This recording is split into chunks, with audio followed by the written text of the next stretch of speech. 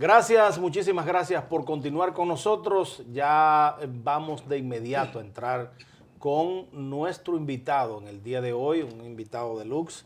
Se trata de Juan Daniel Barcácer. Él es ex presidente de la Comisión Permanente de Efemérides Patrias y precisamente que estamos en momentos tan apremiantes para la patria dominicana. Mañana pues es el día del nacimiento de Juan Pablo Duarte, de Duarte y 10, pese a que se cambió ya para las nuevas generaciones. Quizás muchos se preguntan, ¿cómo es esto? ¿Qué fue lo que celebramos en el día de ayer lunes?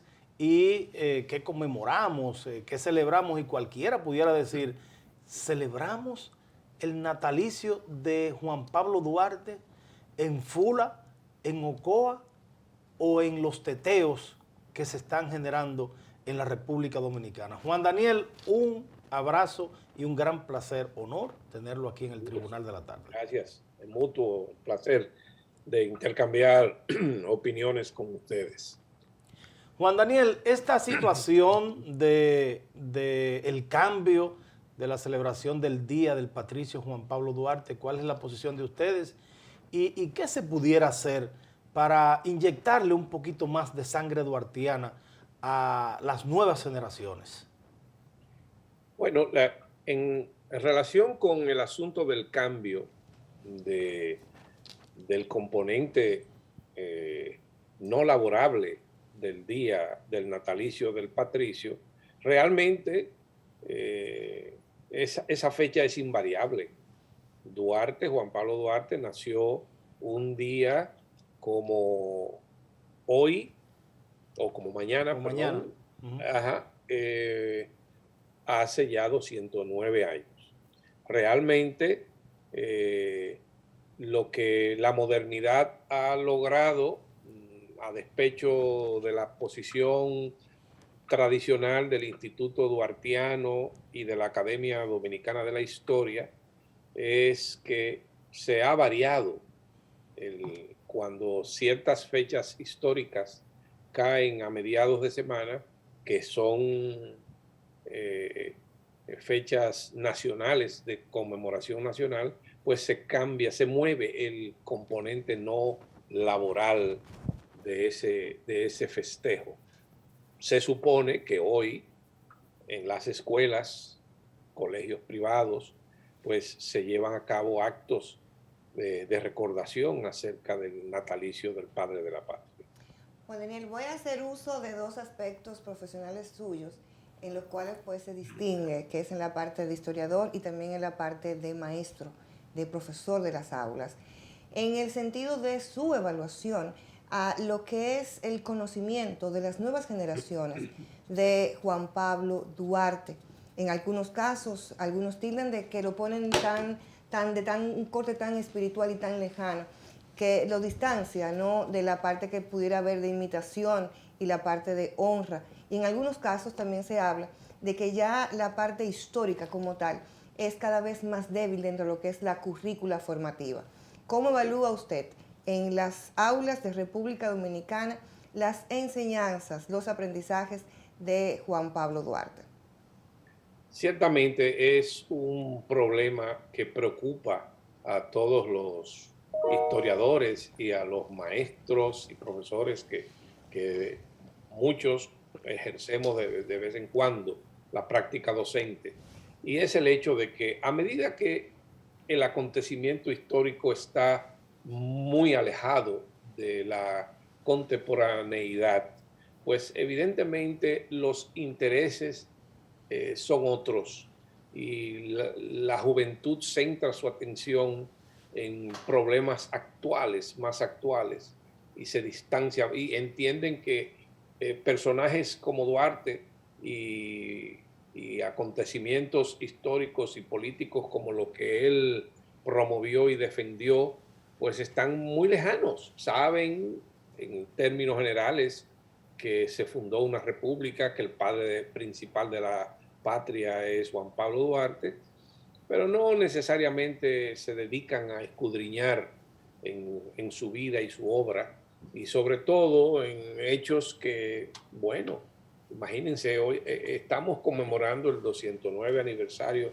de su natalicio.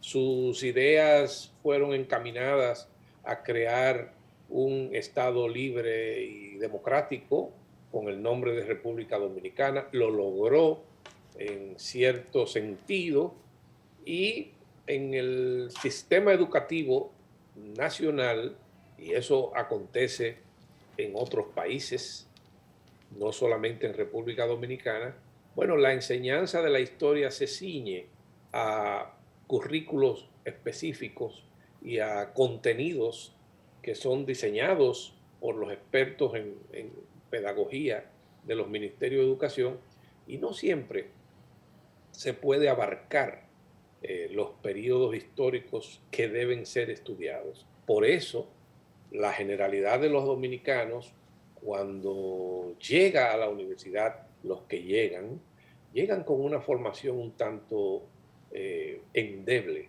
de lo que es el proceso histórico nacional. Juan Daniel Valcárcel, miembro además de la Academia de Ciencias de la República Dominicana.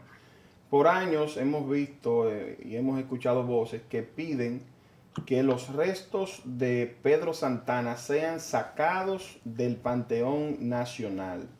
Particularmente nos gustaría saber cuál es su posición en ese sentido.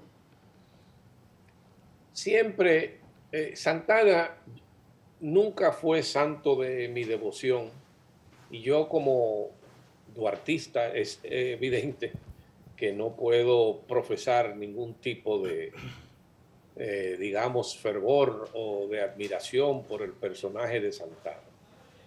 Naturalmente, mi posición al respecto siempre fue, antes de 1978, que los restos de Santana nunca debieron llegar al Panteón de la Patria. Ahora bien, ya que están ahí, se torna mucho más compleja el proceso para exhumar unos restos de un hombre que, si bien es cierto, cuando existió, que dio la espalda a la soberanía nacional, ya el proceso es más complejo. No hay antecedentes, no hay precedentes de exhumación de restos del Panteón de la Patria, y la razón principal que argumentó el entonces presidente Joaquín Balaguer para justificar el por qué llevaba los restos de Santana al Panteón de la Patria era por su papel frente a Haití en la defensa de la independencia nacional. De manera que si nos ponemos a escudriñar y analizar, cosa que no han hecho muchas personas en nuestro país, acerca de quiénes están en el Panteón de la Patria, bueno, pues probablemente nos quedaríamos con muy pocos próceres, porque ahí hay más de un pobre diablo, como dijo el poeta Fabio Fiallo en su época, que ha sido ingresado por razones políticas o por motivos familiares, pero que tuvieron determinada participación en el proceso histórico de que se trate, ya sea un prócer de la independencia, un prócer militar de la restauración, o se haya destacado en cualquier otro proceso dominicano del pasado que haya tenido que ver con la defensa de la independencia nacional. Estamos, Juan Daniel, en la era de la modernidad, tal y como usted lo acaba de afirmar. Tenemos una juventud que le va más al dembow que a la música clásica, que se graba con facilidad cualquier pieza de estas modernas y no escudriña en la historia, no se graba perfectamente pues lo que ha sido el historial de nuestros grandes hombres, de nuestros patriotas, como Juan Pablo Duarte, ¿Hay alguna forma, el Instituto Duartiano, cualquier autoridad que pudiera buscar una forma de llegarle a esa juventud a través de esa música? Realmente el Instituto Duartiano lleva a cabo y cumple fielmente con la misión por la cual fue creado, de difundir, estudiar, profundizar y difundir la vida de Duarte principalmente y de otros padres de la patria. En cuanto a esas modalidades de la música, bueno, los responsables de diseñar programas educativos y formativos tienen el deber de buscar la manera de cómo concitar la atención de las jóvenes generaciones. Nosotros, en el caso que cita de esos ritmos urbanos, bueno, a la generación de quien le habla no nos atrae ese tipo de música y de género, pero debo decir que todo eso ocurre en las generaciones cada vez que hay novedades que son introducidas y son repelidas o rechazadas por las generaciones que van pasando. Cuando el merengue surgió, es bueno señalar, el merengue nació prácticamente junto con la República. Sí. La primera vez que aquí se comenzó a tocar merengue fue en 1845. Y durante unos 30 o 40 años fue un ritmo relegado a un plano secundario y considerado hasta en algunos aspectos, digamos que contrario a las normas sociales de la época.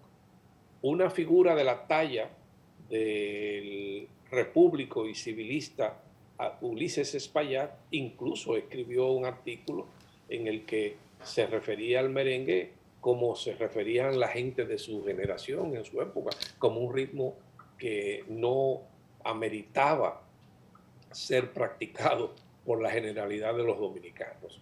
Y eso vino a suceder ya muchos años después, en el siglo XX, con Trujillo precisamente, que utilizó el merengue en la campaña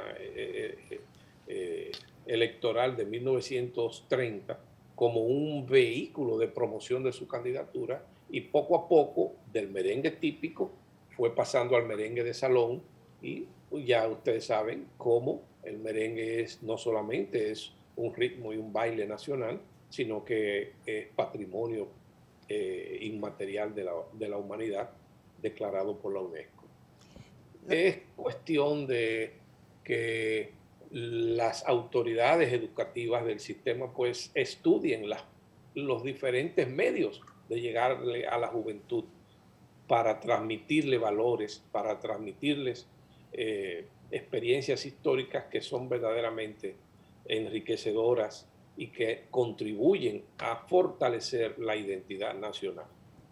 Mi pregunta va en dos vertientes. La primera, si existe otro país que tenga 3 padres de la patria, no uno como es la tradición en muchos países. Y segundo, esa característica de República Dominicana, compartir isla con Haití, de la cual pues también vivió su proceso de independencia a los años de este hecho histórico. ¿Cómo Juan Daniel Valcárcel pues evalúa lo que es el tratamiento de esas relaciones dominico-haitianas en este momento, en la actualidad? Lo primero es que ciertamente somos de los pocos países que tenemos 3 padres de la patria. En realidad debió ser uno, porque hay que distinguir entre fundadores de la República y padres de la patria. Fundadores de la República fueron muchos, los trinitarios y hasta los conservadores que participaron junto con ellos en el proceso de proclamación y gestación y defensa del Estado dominicano. Ahora, padre de la patria es un título que se le reserva generalmente a la persona que simboliza la idea central de un proyecto separatista, independentista.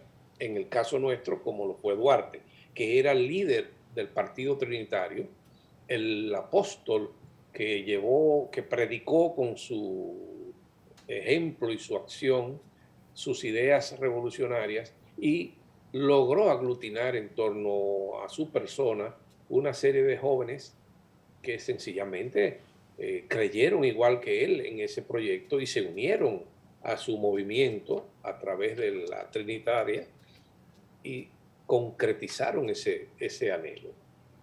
Ahora bien, él era el líder de ese grupo y a él, cuando regresó a la isla el 15 de marzo de 1844, a él y solo a él, el arzobispo Portes, cuando lo recibió en el puerto de Santo Domingo, fue que le dijo: salve, padre de la patria. Ahora bien, por motivos políticos posteriores y intereses de grupos, pues a la hora de escoger quién merecía el alto honor de ser reconocido como padre de la patria, bueno, pues entonces se concluyó en una fórmula en época de Lilis, en una fórmula salomónica, porque aquello había generado una polémica nacional, y entonces se escogieron a Duarte, Sánchez y Mella, que por coincidencia, bueno, pertenecían al mismo partido trinitario, compartían las mismas ideas independentistas y nacionalistas, y además del grupo que fundó la República fueron los únicos que participaron tanto en el proceso de fundación de la República, defendieron la nación una vez establecida, y también participaron al principio algunos y al final otros en la Guerra de la Restauración, que es considerada como nuestra segunda independencia, y muchos otros la consideran la primera, la verdadera independencia dominicana. Pero esos tres hombres fueron escogidos, consagrados como tales, y desde 1894 hasta el presente, bueno, ya muchas generaciones de dominicanos han nacido, crecido y se han desarrollado rindiendo tributo a esos tres prohombres que hoy constituyen los padres de la patria. Realmente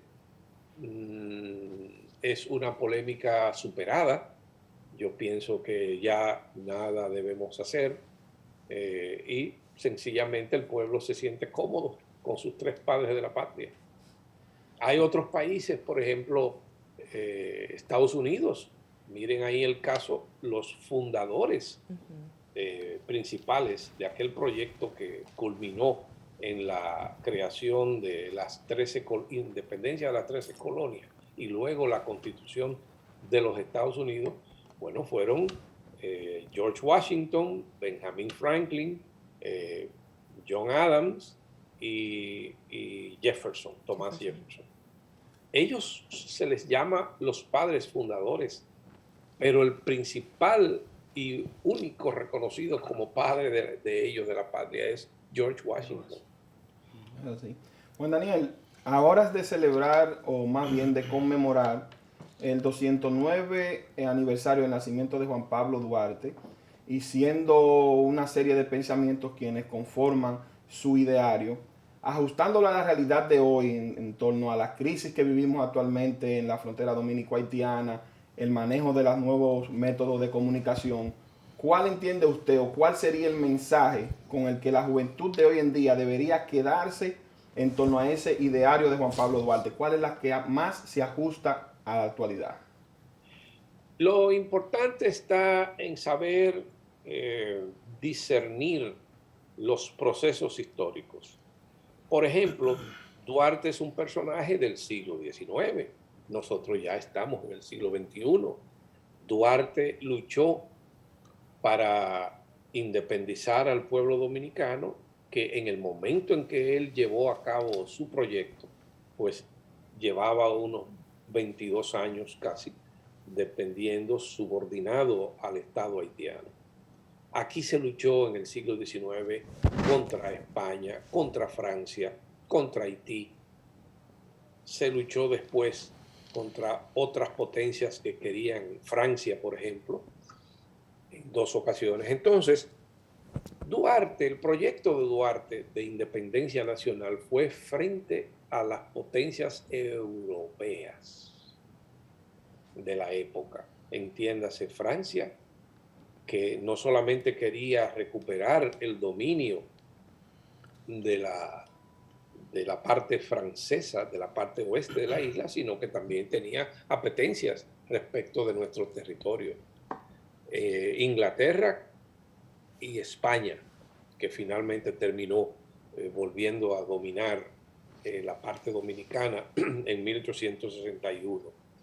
Pero después que Duarte ya desaparece del escenario terrenal, también Europa desaparece de la región de Latinoamérica y del Caribe como un conjunto de países colonialistas que llegaron aquí desde el siglo XV, finales del siglo XV, con el propósito de establecer colonias y enclaves coloniales en el Nuevo Mundo. Surgió otra potencia.